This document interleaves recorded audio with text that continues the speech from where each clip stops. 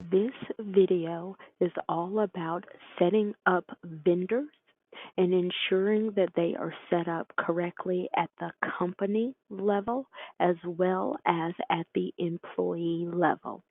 So let's get started with the software. Okay, so we are in Employer on the Go, and I am going to show you how to set up vendors and to make sure they are properly set up.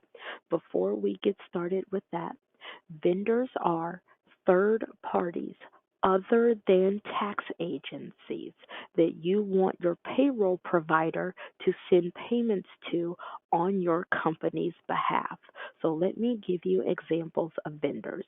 So say your company uses Aflac for medical, dental, and vision. If your payroll provider is going to be sending a check to Aflac or an electronic payment to Aflac on your company's behalf, Aflac is a vendor, thus Aflac needs to be set up in the system. Let me give you another example. Let's say that you have an employee that pays child support to the state child support unit. If your payroll provider is going to be sending that check to the state child support unit on your employee's behalf, the state child support unit is a vendor, thus they need to be set up on your company and set up properly within the system. So let's take a look at vendor setup. So to set up vendors, you're going to go up to Company in the navigation menu. You're going to go to Setup, and then you are going to click on Vendors. So it was Company, Setup, vendors.